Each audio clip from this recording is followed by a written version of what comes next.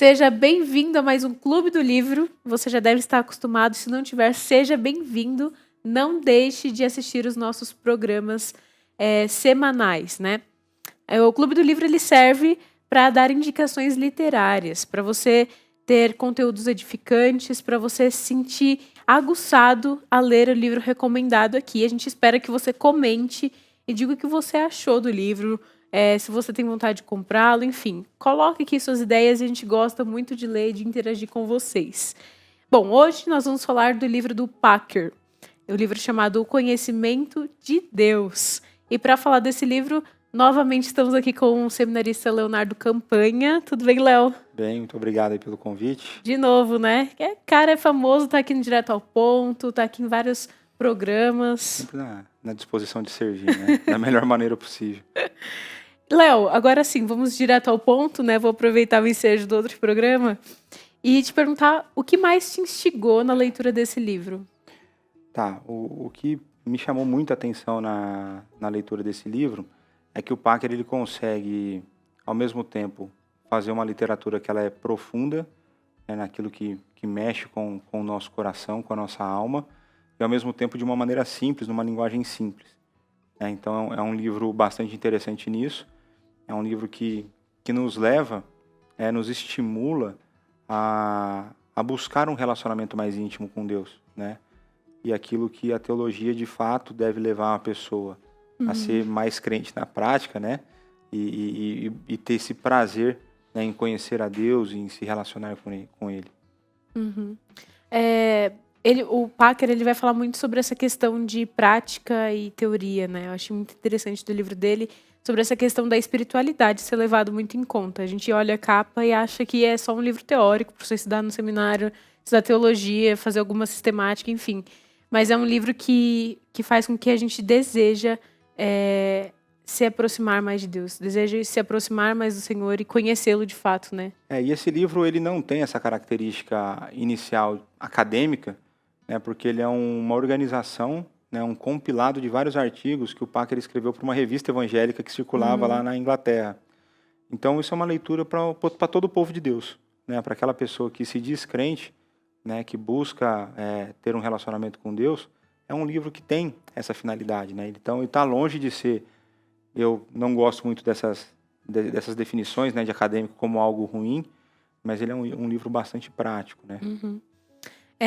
Eu sentia muita falta na faculdade de livros assim, né? De não só puramente acadêmicos, mas de livros que complementem a nossa vida espiritual, né? Que engajem a gente em oração, em práticas, né? Devocionais. Eu queria te fazer já uma pergunta, que o Packer ele já começa o livro com essa questão. E quem precisa de teologia? Né? Tanto para você quanto para o que você leu do Packer. Tá. Eu creio que isso é algo interessante, né? Eu vou até fazer a propaganda do nosso programa de sexta-feira às 8 horas, direto ao ponto. A ideia, né, do nosso programa é que todas as pessoas precisam de teologia. Infelizmente, pelo menos aqui no Brasil, a teologia ficou como um rótulo de algo que é meramente intelectual e pouco prático. E a gente sabe que não. Qualquer estudo de Deus é uma teologia. O próprio Sproul lançou um livro lá, Somos Todos Teólogos. Então, nós temos as nossas crenças, nós lemos a Bíblia, a partir disso nós extraímos verdades. Nesse sentido, todo mundo faz teologia. Então, quem precisa? Todo mundo precisa. Todo aquele que se diz cristão, ele precisa de teologia. Porque, como eu brincava quando eu dava aula na escola bíblica dos adultos, quando eu não estudo quem é Deus, quando eu não conheço Deus a partir das Escrituras, ou seja, quando eu não faço teologia, é muito provável que eu adore um Deus que não seja o Deus bíblico, um Deus que é criação da minha imaginação, com características que eu valorizo e talvez com uma ou outra gota de coisas da Bíblia, né? Uma ou outra característica de coisas da Bíblia, mas que não vai ser o Deus das Escrituras, né? Então todo mundo precisa de teologia. Nós precisamos quebrar esse ranço, né, essa ideia pré-concebida de forma incorreta, né, de que a teologia é algo maléfico, né? A boa teologia é aquela que ajuda a aquecer o coração, a alimentar a fé, né, e a nos tornar cada vez mais firmes em Cristo Jesus. Quantas vezes a gente não escutou que a letra mata, né? Geralmente a gente escuta isso muito num contexto fora da igreja, até mesmo dentro da igreja, de que a letra mata. Isso é um exemplo do porquê a gente precisa de teologia, Uhum. né? Porque esse texto está tirado completamente do contexto, né? Então, a gente brincava que texto fora do contexto vira pretexto. Uhum. Então, quando eu tiro um texto do seu contexto bíblico, histórico, aí eu posso distorcê-lo, e como diria o pastor Arival, cada um pode fazer a teologia que quiser. Então, esse texto é um exemplo clássico do que nós precisamos de teologia, inclusive para entender adequadamente as Sagradas Escrituras. Uhum. Até porque Deus se revelou num livro, né? A gente discutiu isso no programa passado. E é interessante porque ele quis ser conhecido através de uma literatura. Então, a gente tem que estar preparado para isso. E isso parte, né, não só apenas de eu saber ler, mas também de saber interpretar texto, né? E hoje já é uma coisa difícil para as pessoas interpretarem texto, né? Então eu vejo que para o cristão, de fato, a gente não tem alternativa.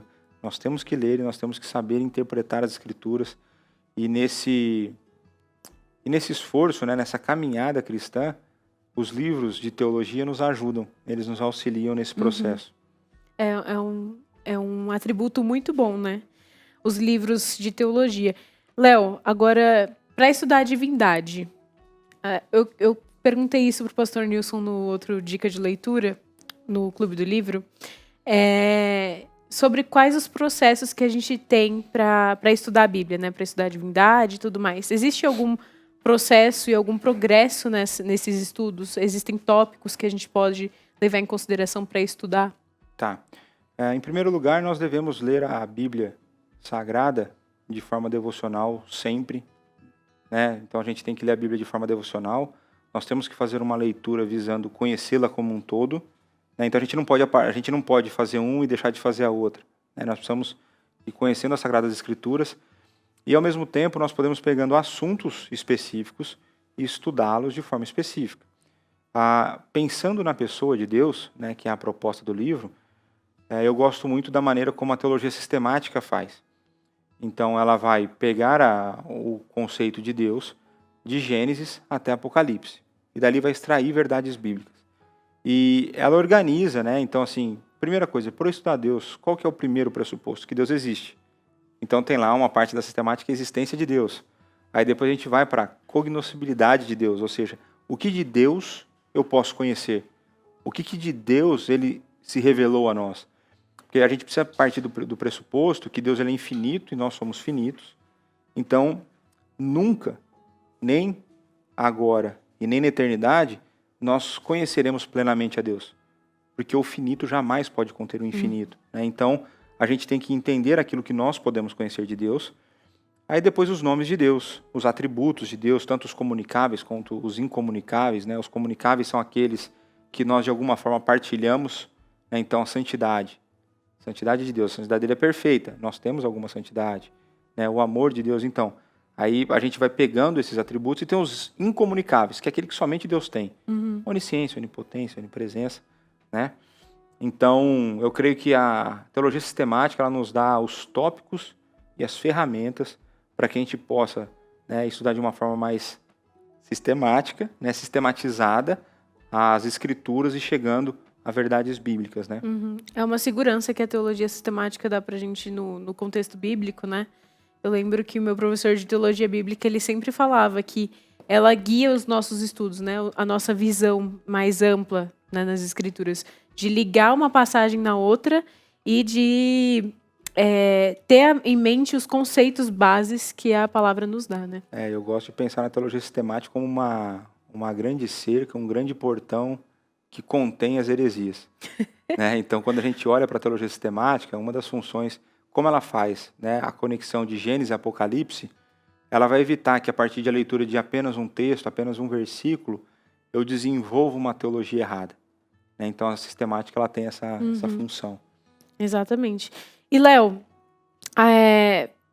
assim, nesse período de estudo que a gente tem, esse período em que a gente vai ler sistemática, ler teologia bíblica, ler hermenêutica, ler todos os livros possíveis, como que a gente deve avaliar o nosso coração com as motivações, né? O pecado ele pode entrar nessas áreas do estudo, dos devocionais, quando a gente está empenhado em aprender e conhecer mais de Deus? Não, com certeza, né? O pecado pode exercer influência nessa área, principalmente porque o nosso orgulho, né? Ele, infelizmente, né? Do ponto de vista humano, infelizmente, ele está sempre presente. E, e o conhecimento é algo que tende a ensoberbecer as pessoas. Então é importante que nós tenhamos claro, né, que nós queremos estudar mais, queremos desenvolver esse conhecimento, né, de quem é Deus, ou da própria Sagrada Escritura, né, todas as outras áreas que você colocou, né, hermenêutica, que é a arte de interpretar as Escrituras. Quando a gente olha para isso, a nossa motivação tem que ser glorificar a Deus. Lá 1 Coríntios 10, 31, né, e quando eu parto desse princípio de glorificar a Deus, o conhecimento que eu tenho dele me leva para mais perto dele. Então, eu lembro quando eu estava para entrar para o seminário, algumas pessoas me abordaram, assim, olha, cuidado para você não esfriar a fé no seminário, né? E, obviamente, eu guardava essa recomendação, né? Ninguém quer que a sua fé seja esfriada, né? Mas, quanto mais eu tive contato com o conhecimento da pessoa de Deus, as Escrituras, a teologia, enfim, das diversas áreas aí do conhecimento que a gente desenvolve no seminário, a experiência minha foi o contrário. Isso me levou para mais perto de Deus. Por quê? Porque, primeiro, você começa a ficar maravilhado com quem Ele é. Quando você começa a estudar mais a fundo, né? Quando você olha lá a teologia bíblica, pensando na história da redenção, a forma como Deus age em favor do seu povo, né? Você fala assim, eu não sou digno disso. Então isso tinha aula que a gente brincava lá, aula com o Eber Júnior, por exemplo, a gente brincava assim, não, professor, faz o apelo agora que a gente vai para frente, né? Porque a gente, de fato, em alguns momentos eu me emocionava, eu me comovia com aquele ensinamento, né? Então, quando a gente tem a busca, né? E isso também vem em oração, você precisa pedir a Deus humildade, você precisa pedir a Deus a motivação correta no estudo. É natural que você se aproxime de Deus e não se afaste, né? Então, eu creio que o orgulho ele pode tomar um espaço grande, ele pode afetar algumas pessoas, né? Porque você saber coisas que os outros não sabem pode te colocar numa posição, né? E aí a pessoa gosta disso, né? Isso aí está por fora, né? A ideia é que quanto mais eu conheço de Deus, mais eu sei que eu não sei. Isso deveria me humilhar e não me encher de orgulho. Né? Então, muitas vezes a gente é ignorante em relação à nossa própria ignorância. Então, quanto mais, pelo menos a experiência minha, quanto mais eu tenho buscado estudar a Deus e as coisas que Ele tem deixado para nós, isso tem me mostrado cada vez mais o quão incapaz eu sou, o quão pouco eu sei, né? E o quão distante eu estou daquilo que Ele deseja que eu seja, né?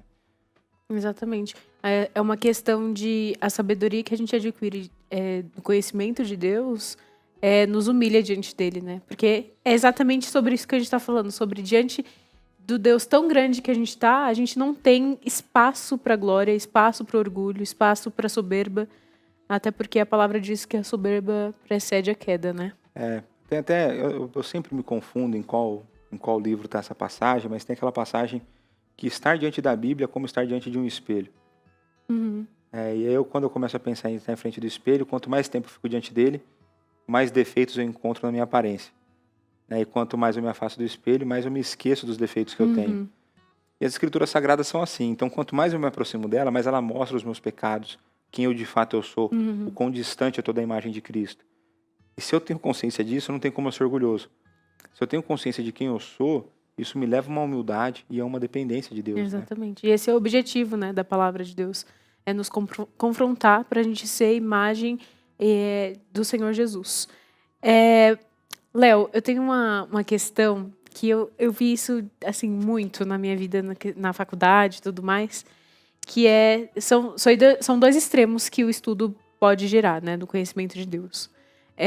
Ou você se torna uma enciclopédia bíblica, aquele cara que sabe de tudo, contexto histórico, um cara mega inteligente, supervisado na questão teológica, ou você se torna uma pessoa com um relacionamento muito abstrato, sem conhecimento bíblico, que é só oração e fechou, não tem estudo, não tem aprofundamento.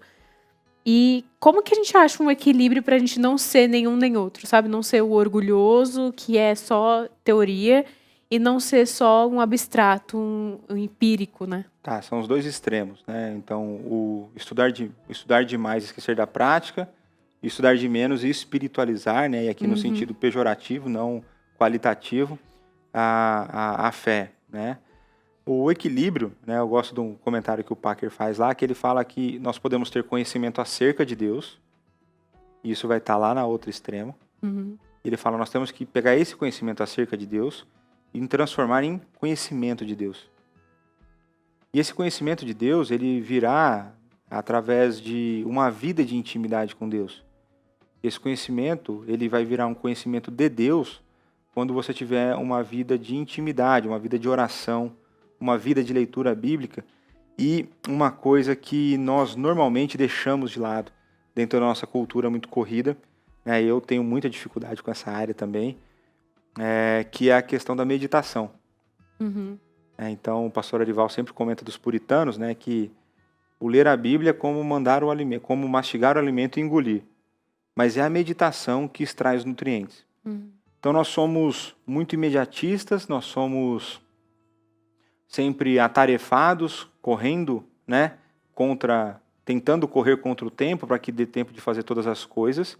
E isso faz com que a gente muitas vezes deixando Deus em segundo plano, né? Ou muitas vezes quando a gente faz a leitura bíblica, a gente faz para bater meta, né? Faz o checklist lá de ler e tudo mais, mas eu não medito naquilo, né? Então a ideia de meditar é eu ficar com um pedaço bíblico, ficar com um versículo que fala ao meu coração no sentido de algum pecado que eu tenho, ou em algum momento de insegurança, alguma promessa, uma certeza que Deus me dá, né? Então, tá fazendo a devocional esses dias do Paul Tripp e ele fala assim, olha, ao longo da nossa caminhada, a certeza que nós temos é que Deus nos levará a circunstâncias em que nós olharemos para essas circunstâncias e elas nos parecerão intransponíveis. Mas a certeza é que Deus nos auxiliará nessa circunstância. E aí, nós podemos transpor essas adversidades, e não estou falando aqui que nós não sofreremos, não é isso que eu estou falando, mas a ideia é que diante dessas adversidades aparentemente intransponíveis, eu olho para Deus, eu me humilho, eu vejo a circunstância, eu me humilho, e isso me leva a uma dependência de Deus, né? Então eu fiquei com isso, aí você vai pegar um trecho bíblico que fala ao seu coração a respeito disso, a certeza da segurança que nós temos ali no auxílio divino, e caminhar dessa forma.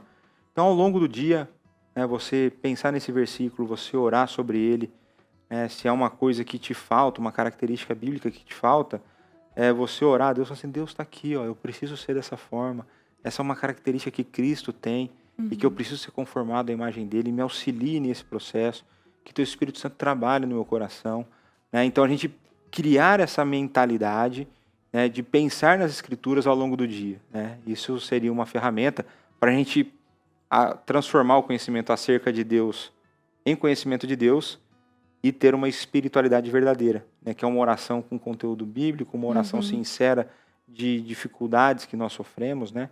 Então eu creio que esse é um caminho aí para se obter esse equilíbrio entre esses dois extremos. Uhum. Muito bom, essa questão da meditação a gente esquece muito, né? E é importante que na palavra tem muito disso, inclusive nos Salmos, meditar na palavra de dia e de noite, a gente sempre encontra essa orientação do Senhor. Agora, Léo, a gente falou muito sobre como a gente se relaciona com Deus, né? Como que a meditação, como que a gente deve se achegar à palavra, como que a gente deve estudar, enfim. Mas pensando do outro lado, Deus é um Deus pessoal e se comunica com a gente. Como que ele nos orienta a ter escolhas, né? A fazer escolhas? Porque às vezes a gente tem essa visão de que eu preciso comprar um carro, vou orar para ver qual que é o modelo. Ou coisas específicas, assim, né? Enfim, tem uma gama de escolhas que a gente pode fazer na vida e a gente pede orientação para Deus. Mas no final das contas, como que Deus se comunica com a gente para fazer todas as escolhas que a gente tem? Certo. Eu creio que vocês ainda farão um programa a respeito de um livro na área, né? Mas eu creio que existem alguns princípios que são muito importantes. A gente vive, né, aqui no Brasil um período aí muito espiritualizado no sentido ruim, né, no mau uso da palavra, onde as pessoas querem que nas suas tomadas de decisão apareça um anjo e fale para ela, isso é o que você tem que fazer. Ou então, que ela abra um versículo, ela leia o versículo como se aquilo fosse, de forma aleatória, né, aquilo é a resposta para aquela decisão que ela tem que tomar, né? E isso não passa de uma imaturidade na fé e, na verdade, uma ausência de querer tomar a responsabilidade da decisão. Então eu terceirizo. Se foi Deus que me orientou, Ele que me coloca nisso. Ele que me colocou nisso, Ele que tem que resolver aqui no mau sentido, né? E, na verdade, o que o cristão precisa buscar, né? Primeiro, a palavra de Deus. Então, quando você vai tomar uma decisão, a primeira coisa é ver se ela está de acordo com os parâmetros bíblicos. A outra coisa que a Bíblia nos instrui, né? Tiago fala isso de forma muito clara, é que nós devemos buscar sabedoria. Então, todo aquele que pede, recebe sabedoria. Então, temos que pedir sabedoria, né? E a sabedoria vai nos levar a usar as Escrituras da maneira adequada para tomar uma decisão. Então, se eu vou comprar um carro, quais deveriam ser os critérios para escolher o carro? Então Deus tem que descer e falar para mim qual que é o modelo? Não. Eu tenho que pensar qual vai ser meu uso, qual o tamanho do meu orçamento, como que vai ser a dinâmica de consumo desse veículo, né? Qual que vai ser a finalidade que eu vou usar o veículo. Se o meu veículo é só ir e voltar do trabalho, então não precisa ser um carro grande, pode ser um carro pequeno, um carro mais barato, mais econômico. Então, você tem que usar, né, os parâmetros bíblicos, usar o raciocínio lógico, né, usar a sabedoria que Deus dá, e isso você vai aplicar, por exemplo, para empregos, né, para proposta de emprego e coisas do tipo, né? Então, a partir das Escrituras, Deus nos dá os princípios que nós devemos usar para tomar decisão ao longo de toda a nossa vida, em todas as áreas da nossa vida. É muito importante isso que você falou e nessa questão de decisões e escolhas, a gente precisa muito do conhecimento de Deus para a gente saber qual que é a vontade dele, né? Deus tem que ser realmente muito pessoal, a gente tem que ter um relacionamento profundo para a gente conhecer quem é Deus, conhecer qual é a vontade dele para nós como homem e mulher do Senhor, como servo e serva, né? Léo, caminhando para o final já, esse livro tem muitas coisas muito interessantes. Tem, assim, fala sobre a natureza, os atributos de Deus. E olhando para tudo isso, olhando para tudo que Deus a santidade dele, é inesgotável o conhecimento que a gente teria do Senhor. Né? Tudo que ele a gente teria aqui programa para a vida inteira. A gente iria para a eternidade falando de tudo isso. Mas, às vezes a gente se encontra diante de toda essa graça, esse conhecimento maravilhoso. A gente fica, poxa, mas eu sou tão pecador, miserável. Como que eu vou me achegar a um Deus tão santo? Qual que é a esperança que você dá para quem está com esse pensamento, de acordo com o Packer? E qual o seu incentivo para ler esse livro? Se você está pensando assim, a esperança já chegou na sua casa, né? Porque o começo de um relacionamento sincero e profundo com Deus começa com a plena consciência de quem nós somos, com a consciência dos nossos pecados, das nossas falhas, de quão indignos nós somos. Quando você começa a entender isso, você está no caminho certo, né? Uma das coisas que essa compreensão te levará é uma maior gratidão a Cristo pela obra que Ele fez. Porque a gente vai ler lá em Romanos capítulo 5, né? Ele morreu por nós quando ainda nós éramos pecadores. Então, quando a gente começa a olhar para a obra que Cristo fez, é algo tão maravilhoso e nós somos tão indignos que nós reconhecemos que todo mérito vem de Deus. Não existe nenhum mérito em nós. E aí é uma coisa que para mim é muito interessante, que ao mesmo tempo isso me humilha, isso me lembra que a única esperança que eu tenho é Ele, então me aproxima de Deus, me faz com que eu me agarre em Deus, e ao mesmo tempo que eu sou indigno e eu estou agarrado com Deus, isso tem que me levar à consciência de que existem pessoas perdidas que precisam dessa mesma mensagem, e que são tão indignas quanto eu, ou às vezes até mais dignas do que eu. Porque muitas pessoas têm um conceito muito alto de si, e nós não somos pessoas naturalmente boas, né? Então, quando nós temos essa consciência, nós devemos, então, nos colocarmos diante de Deus, né, sermos gratos a Ele por tudo que Ele fez por nós, né, na pessoa de Jesus Cristo, na ação do Espírito Santo no nosso coração. Isso nos aproximará dele diariamente. E dessa forma eu também tenho que buscar o quê? Uma vida de testemunho, né? Uma vida que mais pessoas venham conhecer esse Deus que fez algo tão maravilhoso por nós. É verdade. Muito obrigada, Léo, pela sua participação. Sempre Eu bem-vindo. agradeço. É uma bênção tê-lo aqui conosco, é uma bênção ter você aí de casa com a gente para participar, para interagir. Comenta aqui embaixo. Eu estou emocionada, confesso, esse tema é muito bom, né? Conhecer o nosso Senhor. Essa TV, ela tem esse objetivo no geral, né? A IPP-TV, ela quer que você conheça Deus profundamente. Nós que estamos aqui, nós queremos conhecer a Deus profundamente, o nosso Criador, o nosso Salvador. E nós queremos que o Evangelho seja pregado, que ele seja conhecido, que as pessoas tenham um relacionamento profundo com o Senhor. E esse é o nosso propósito de vida. Nada do que você aprender do Senhor vai ser lançado fora, nada vai ser inútil, porque ele é maravilhoso. E ele proporcionou esse momento aqui agora, ele proporcionou com que você sentasse agora para escutar isso. E eu espero que você se sinta edificado aí em casa, que você leia mais da palavra de Deus, que você se sinta consolado, confortado e confrontado, para que a palavra de Deus te transforme. É isso aí, eu te espero na semana que vem. E não esqueça, hein? No mesmo horário, no mesmo canal. Tchau, tchau. Tchau, tchau.